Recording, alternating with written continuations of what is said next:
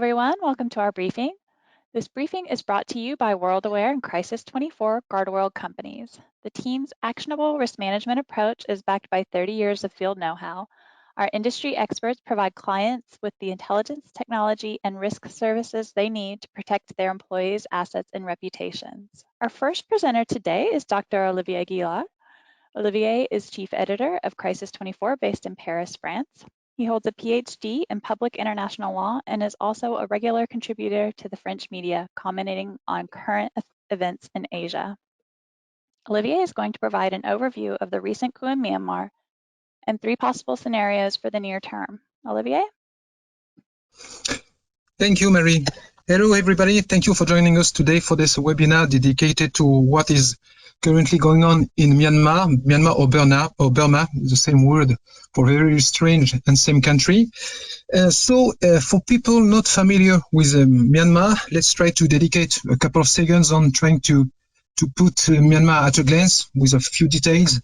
Just keep in mind that this country is a developing country located, of course, in Asia, in Southeast Asia. This is a country of 56 million inhabitants. It's a country that is at the moment experiencing another kind of a strange or worrying political crisis. At the moment, depending on the definition that we have for crisis, the situation is not totally out of control, but it's worrying. Once again, if we look at a map, if we can have access to a map, you will see that this country is located at a very geostrategic or geopolitical interesting place in between, if I may say, 3 different worlds. We have the Chinese world on the north, we have the Indian world on the west, and Myanmar is the door or one of the members of Southeast Asia, what we call usually the ASEAN countries. So this country is exactly in the middle of 3 different worlds. This is a kind of very strategic place to deal with.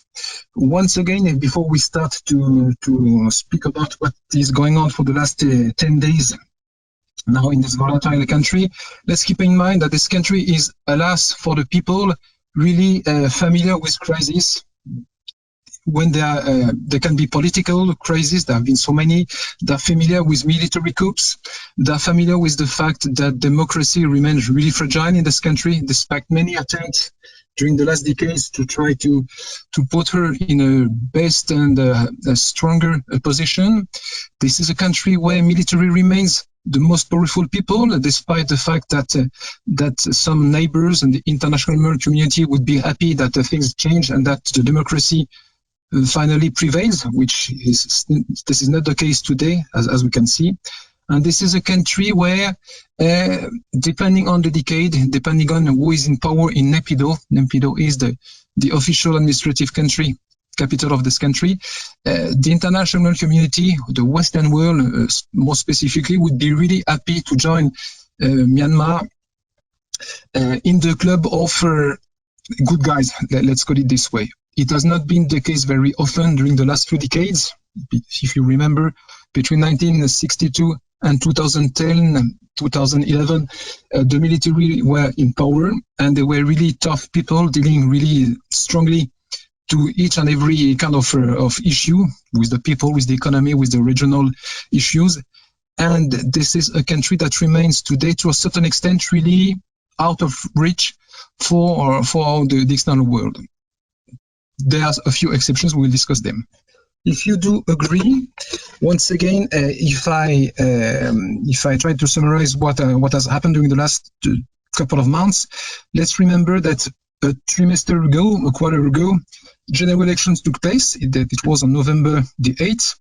It was general elections that saw a large and uncontested victory from the democratic forces, with the National League for Democracy of the Lady of Rangoon, Aung San Suu Kyi. It was an undisputed victory, if I am right. This party, Democratic Party, secured something like 83% of the votes. So even if since that time the pro-junta party and the military, they disputed the results, they could hardly argue that they have won the country, won the election. The NLD won by a huge margin on every main cities and in the rest of the country. What happened 10 days ago, when the new parliament was supposed to do his opening session, finally, if I may say, the military decided that democracy would not prevail this time, and that they simply refused to consider that the results of the votes, the elections were acceptable. The military, the generals, simply say, we consider that because there was such a huge fraud with these elections, the democracy must be suspended for at least 12 months.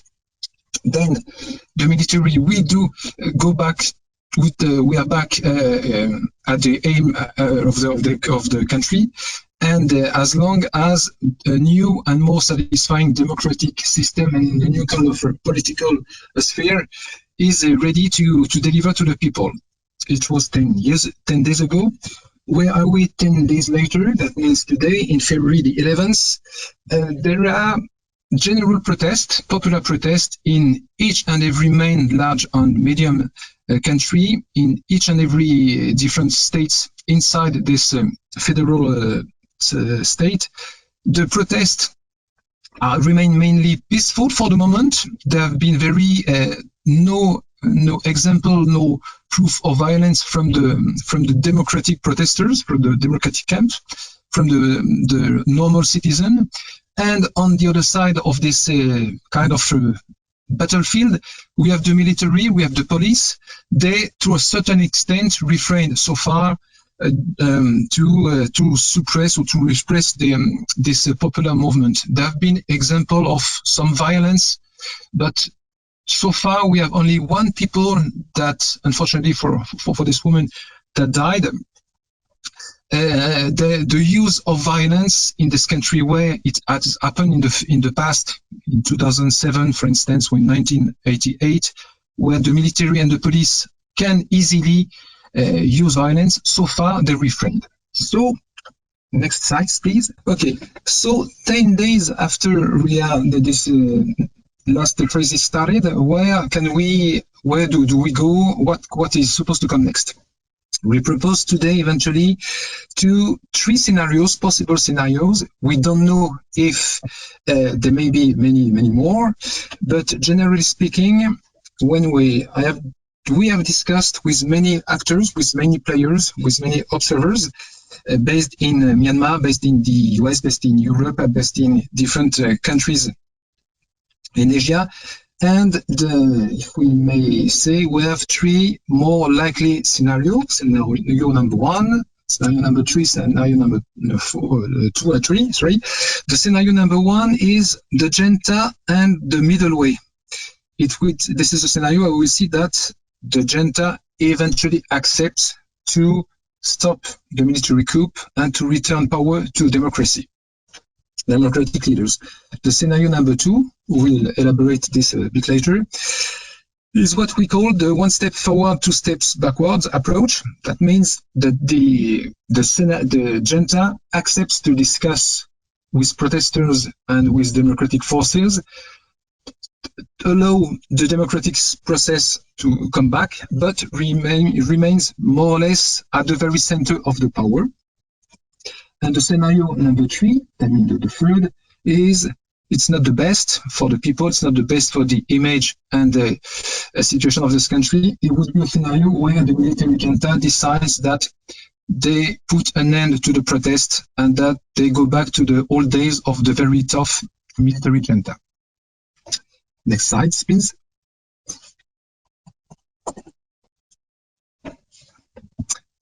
So, scenario number 1, the junta and the middle way. What happens? In this scenario, we consider that due to the fact that the international pressures is going, that main and large demonstration to continue, the tough and really austere General Min Aung Hlaing, the former chief of staff, army staff, decides that the military junta experience should stop at the moment. The military junta at the moment is called the State Administrative Council, SAC.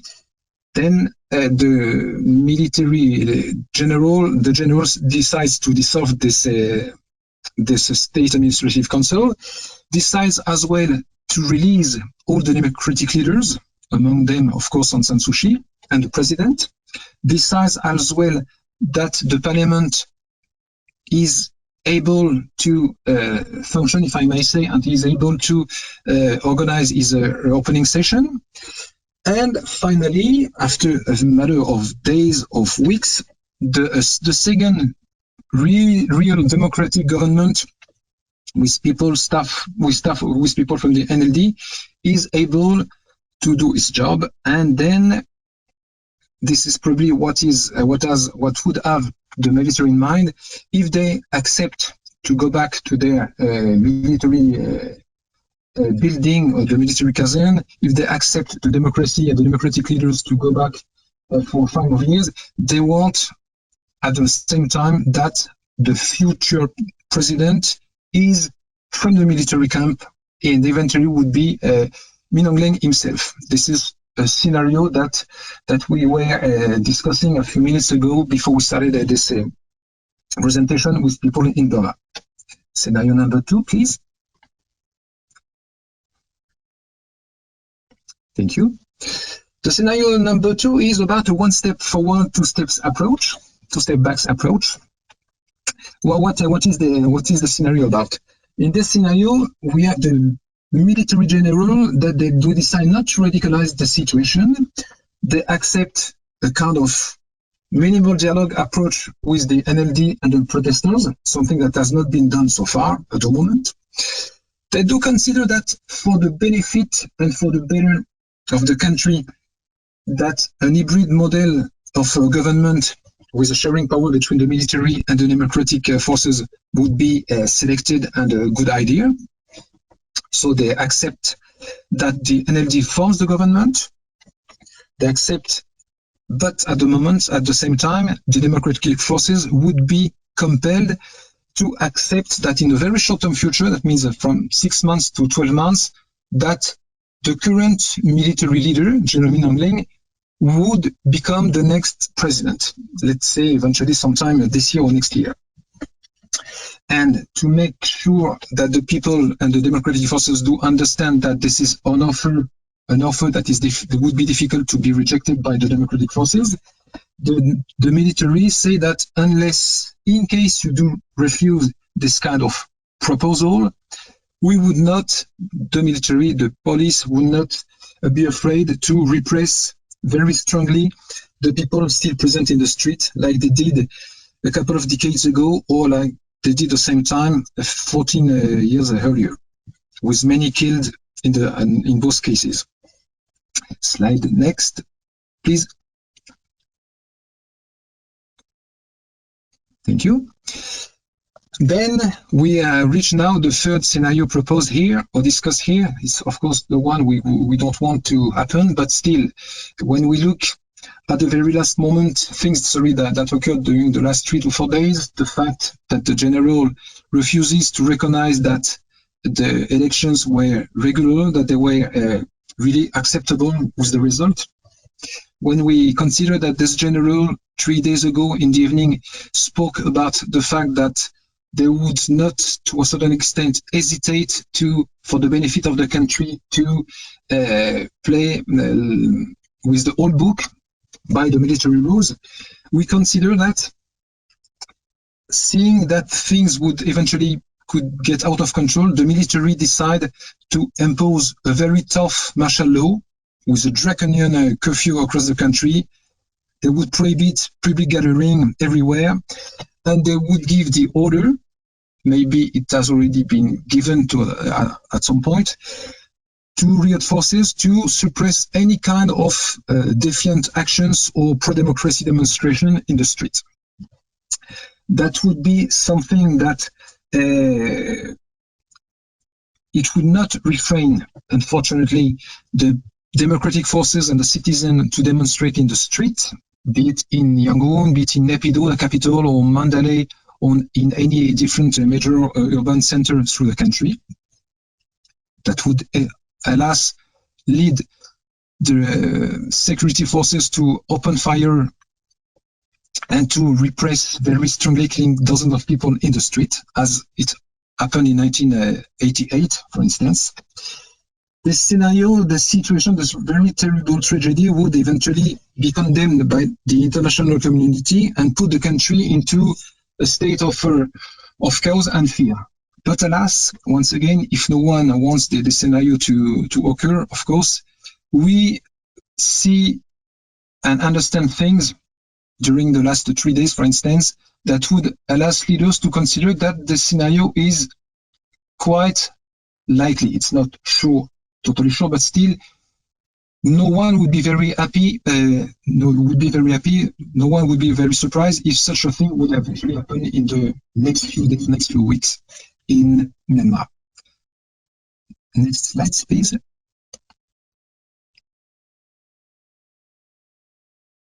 See? What about the international response? The international response so far has been quite diverse, depending on the actors, depending on the angle, depending on the state of relations between the country and the Myanmar leadership. For instance, by the United Nations, what we can say about is that the United Nations has been criticizing and condemning what is going on in this country since the last 10 days, but still, once again, the United Nations is a forum with 210 different actors, and there is not a total consensus on the way to deal with this, with the Myanmar issue. In the United Nations, for instance, if we look at the Security Council, we have two specific actors that do their best to try to diffuse, to convince others and not to be too tough with the Myanmar leadership. This is Russia and China. They do their best to a certain extent to protect this country from being too toughly condemned. What about the Western democracy? By Western democracy, I mainly have in mind the North American countries, of course, democracy, and Europe, and countries where, if you remember, not so long time ago, let's say 4 years ago, the democratic leader, Aung San Suu Kyi, was a kind of a rock star.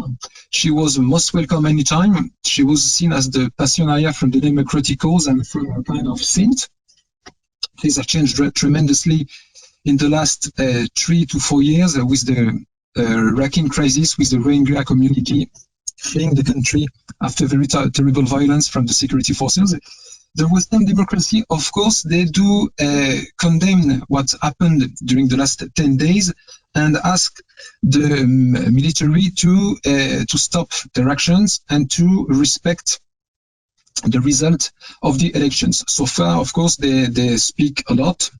We do condemn a lot, but on the ground, things that do not necessarily change that much. What about the neighboring countries?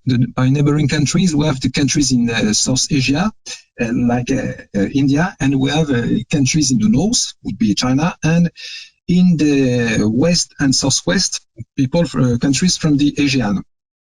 All these countries, they do not have such a strong voice similar to the one coming from the Western democracies or from the United Nations. They are not all of them on the same path. The ASEAN members and neighbors, they refrain from condemning too strongly what is happening. India is asking for the military to refrain from being too tough with the people and to eventually ask for the release of democratic leaders.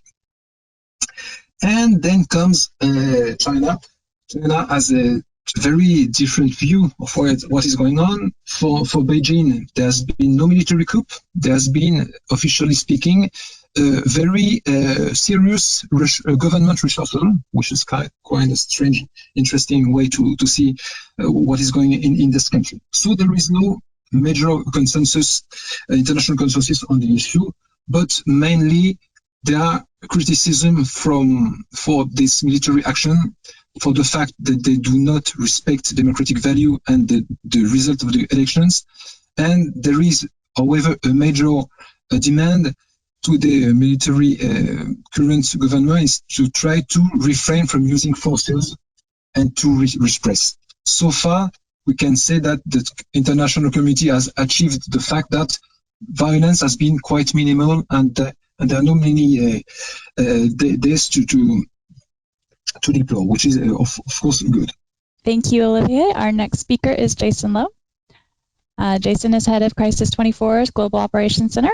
He has more than 20 years of operational experience, including military, private sector, and emergency response crisis management. His expertise includes asset and executive protection, planning, and operating in high-risk areas and evacuations. Jason is going to discuss best practices to help your organization mitigate risk if operating in the area. Jason? Thank you very much, Mary and Olivier. Hello, everybody. The aim of this section of the presentation is to provide some general guidance on how personnel and organisations located in Myanmar can protect and safeguard themselves and their operations. I will caveat that the suggested advice and recommendations, given the broad range of this audience, is general in nature only, and fully acknowledging the fact that each individual and entity will have their own concerns and unique vulnerabilities based on their own personal profile, current operating status, precise situation, and exact location in the region. Next slide, please.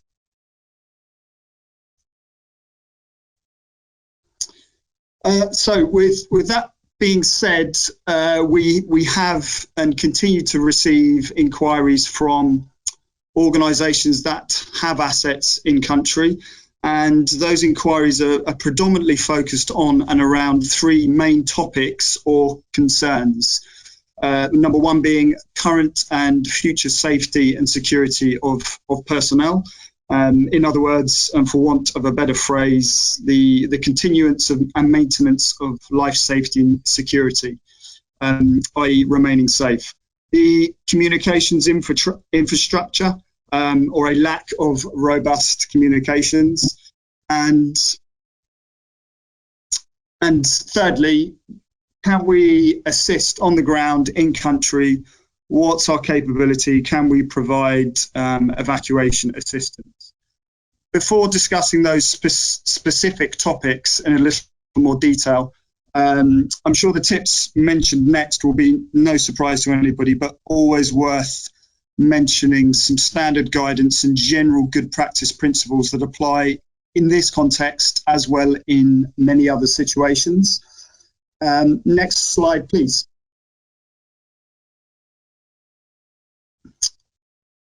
Okay, so general recommendations, and this is aimed at the management and organisation level. Continually monitor and reassess the security and political environment through a range of multi-source intelligence advisories. I mean, this should be routine, but is especially true during periods of insecurity or in areas with a high potential of escalation.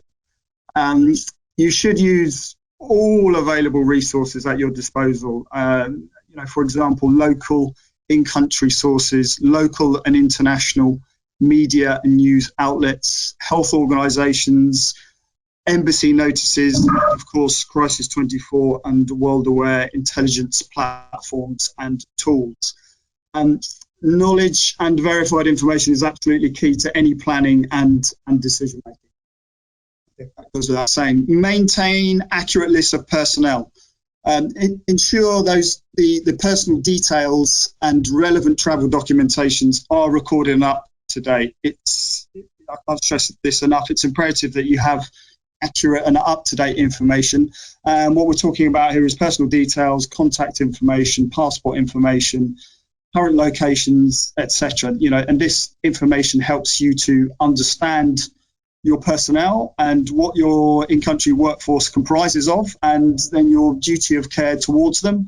And of course, it can also be quickly used by you or by us to build or invoke any contingency and response plans. Identify personnel at risk. It's very fair to say that all of your personnel are at risk in one way or another, but there will be those that are perhaps in a higher risk category or would be considered a priority, or indeed will be a priority to assist first, or will need additional individual guidance for specific plans. Again, based on location, personal profile, personal circumstances, medical conditions, needs, etc. And reviewing personal and organisation security and safety arrangements, I would advise check medical, travel and evacuation insurance. Is it valid? Have you tested the communications channels recently? Have you reached out to confirm capability and coverage? Do you need to enhance security at locations on a certain day or during particular periods? Has home working been accounted for in any of these arrangements and plans? I'm sure we're well aware of that given the global pandemic. Have you considered what any of the new restrictions, curfews, etc. mean for continued safe movement and operations? Are staff able to get to their work sites safely? Question mark. And ensure your personnel know what to do in the event of X, Y, and Z. What are the emergency actions on? Do they know the plan? Where are the emergency documents held? Are your maps and route plans still accurate? Have you exercised the plan to stress test? And very much related to that is obviously reviewing the in-place arrangements. And what I mean is review your contingency operations, business continuity plans, crisis management and evacuation plans. In summary, understand the parameters that allow safe operations in Myanmar to continue and consider at what point operations must be reduced or cease. Next slide, please. Okay, moving on to general recommendations for those in country or in country personnel. And personnel should register and maintain communication with their home country's diplomatic mission. As required, those embassies and ministries will factor you into any of their plans, and this will help you procure any up-to-date security information and awareness of current or ongoing threats. Heed any of their directives, especially if they are new, appreciating that some people may have been operating in this region for a while. And as a minimum, you should review and carefully consider what this means for you and your continuance of safety. Safeguarding essential items. So keep essential items such as identity and travel documents, money, communications, medicines, etc. close to hand at all times. Make sure you have a spare and a hard electronic copy of any essential travel documents. I would even go so far as to say, keep them waterproofed, email if secure those documents, so in an emergency you can refer to them quickly and easily. Make sure you stock up and replenish provisions in case of an enforced lockdown. Stock up on food, drink, supplies, medicines, blankets, fuel, whatever that may be for you to maintain safety and continue with those operations. And certainly for the coming week ahead would be ideal, if not longer. Always exercise caution and minimise movements. What I mean there is maintain a heightened level of vigilance, keep a low profile to the best of your ability, and then be aware of your surroundings. If you're able to minimise any non-essential travel or movements, and especially any long-distance travel, even if granted, that would be ideal, and where possible, certainly avoid travelling at night as well.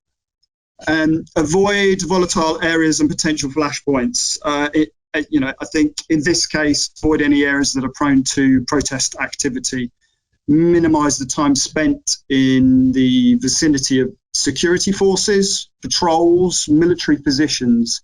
Avoiding checkpoints may not be so easy in this case, but depending on where you are and what you are doing, in general, take great care and aim to get through them as quick as possible, and cooperate with those operating them. avoid discussing politically sensitive topics, especially in public. You never really know who is listening, and a careless word could land you in trouble with locals or the authorities. So to close on general recommendations, I would say if you do have access to our information portals and platforms, there will be additional general recommendations and advice that can be applied and followed in numerous situations. Okay, moving on to the main topics concerns. Next slide, please.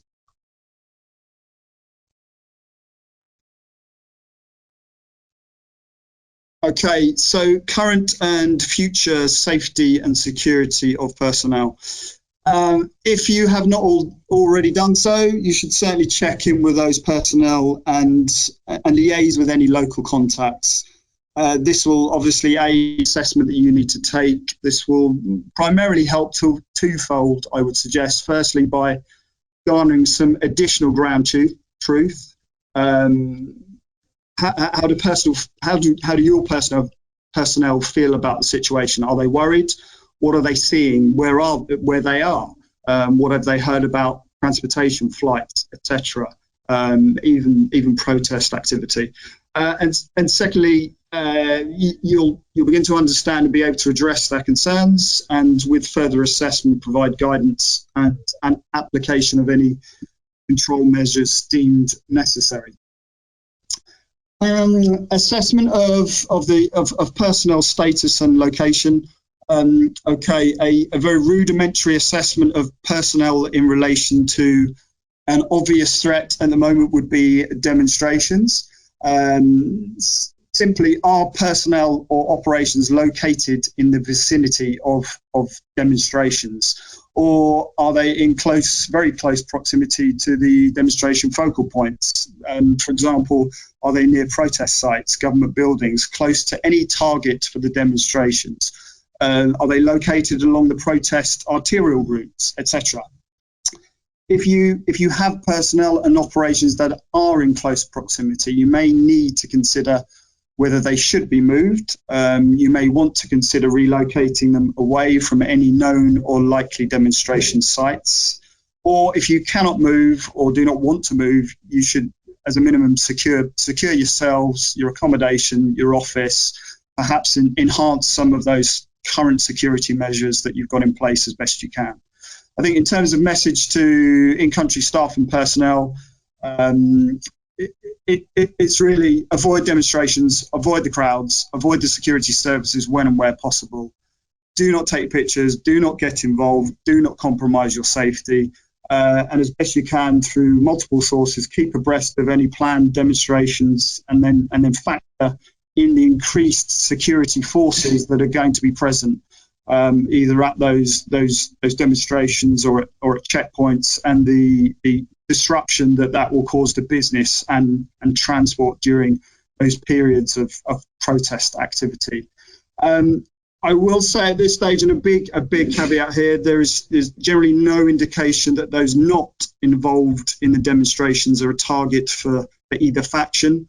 No random attacks on locals, travellers, shops or businesses, but there's always a risk of escalation and certainly collateral damage, either through a heavy-handed response or perhaps a change in approach by the demonstrators. I think in consideration of any threat and vulnerability assessment you conduct, you need to ensure that the personnel receive that updated guidance and support where necessary. As kind of alluded to earlier, for example, tell them to avoid all the protest demonstrations and rallies, which will naturally attract security forces and law enforcement officers, and then present a dynamic and volatile environment with a high likelihood of injury, theft, etc. If they happen to be outside and any violence erupts nearby, obviously immediately leave the area and seek shelter at a safe non-government building. Stay indoors, stock up on food, drinks and supplies for at least the coming week. Ensure staff are kept updated on the situation and are receiving important messages in a timely manner. Ensure they carry the proper identification, documents to present at security checks. There's a large number of soldiers, certainly across transport networks. When and where travel is undertaken, they should ensure that they've got those documents carried, and they shouldn't attempt to pass through any roadblocks, heeding all the instructions from security personnel and following their advice or requests locally, and always remaining cooperative if stopped for inspections. If operating in the affected region, as said earlier, maintain contact with diplomatic missions for obvious reasons. I would also say just confirm private transportation arrangements and just allow additional time to reach destinations. Ensure they know what to do in the event of X, Y, and Z. We could have a very long list here, but what do we do if no communications, nothing heard? How to prepare for a reactive, assisted, unassisted evacuation? What if you are involved in a security incident? Do you know what and where to go? What to do if there is a medical issue, injury? What needs to be carried out to reduce the operating level of state, or a temporary shutdown of operations or of staff? What is your duty of care to locals, expats, nationals, etc.? It is a cliche. This is a cliche, but preparation and planning does prevent poor performance, and certainly knowledge can dispel, to some degree, a fear of the unknown. And I would also add, finally, if you have any safety and security concerns, no matter how minor, you should contact your security representative or provider, or utilize the security hotline to receive further advice and support. Next slide, please. Communications infrastructure. What to expect? First, a brief comms status update. Social media restrictions remain in place as of the 11th of February. Internet connectivity remains around 90%, according to NetBlocks. The junta have floated cyber security laws which allow it to ban content, probably restrict internet providers, and intercept data. The authorities provided mobile operators and license holders, telecoms license holders, with a 36-page document outlining the proposed law. And so further disruptions to telecommunication, mobile, and internet services remain possible, certainly over the coming days, as the new military administration acts to prevent protests and block that information in terms of organisation and blocking from spreading outside of the country. To sum up, we have and will continue to experience patchy communications and or no communications at times. I think we'd all agree that not being able to speak to personnel is less than ideal, and presents a number of challenges for planning, invoking and starting those plans or invoking them, assessing staff situation regularly, and or providing any meaningful support also becomes very, very difficult. How to mitigate? The average Joe, I wish I had a more positive response on this, but for those in country or indeed out of country, we're at the mercy of those in charge and those controlling the communications channels and means. Aim as ever to use a range of media and telecommunications devices as befitting your situation or operations. I believe sat phones in general are not in use or indeed allowed, certainly without any special dispensation or certification. So that is unlikely to be an option. Apply some of the advice mentioned earlier. Plan for no comms, ensure you know where personnel are, where they might be in the event of a particular situation, and develop those contingency plans and discuss the what ifs and come up with some actions on. How can we help? Well, we can help you develop no communication and contingency plans. We can monitor the situation closely in relation to your asset laydown. We can monitor and perform daily welfare checks on your behalf and escalate if a trigger is met, or if we have had a period of no communications. And probably a last resort, but potentially we could deploy ground assets to investigate and confirm welfare. Next slide, please.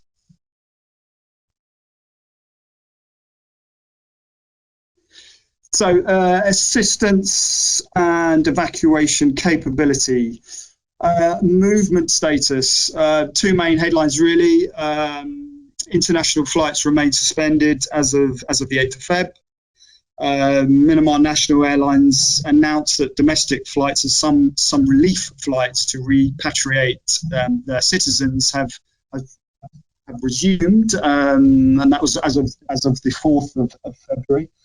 Overall, commercial and international flights are cancelled, grounded. There's some relief and emergency repatriation flights that have taken place, mainly for health COVID-related purposes.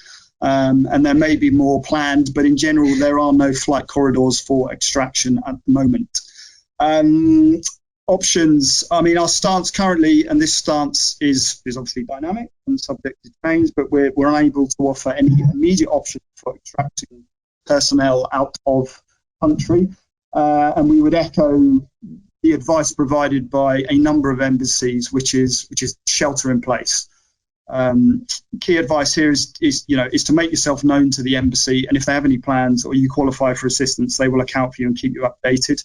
I think any future movement plans would certainly need to factor in any of the current local and international movement restrictions. I'm sure some of you are well versed with those now, and adherence to curfews and any COVID testing related requirements. Evacuation and associated COVID-related factors and constraints will significantly impact timelines, and as we have experienced, generally requires special exception, dispensation, assistance from multiple government agencies, and written permissions from appropriate air border departments and ministries in the country of extraction, and indeed in the accepting location. And often, if we're going down that route, there are no guarantees. So this route should really at this stage be avoided, but only sought after if there is any imminent life safety issue or a very high threat exposure to personnel in country. If the need to evacuate is based on immediate or highly probable safety security, we do have security and transportation assets in country that can assist with asset protection, movements, and relocation to a safer area. And finally, in addition, we can support with in-depth preparation and planning, any analysis and assessment, whether that be enhanced or kind of granular intelligence and monitoring should it be required.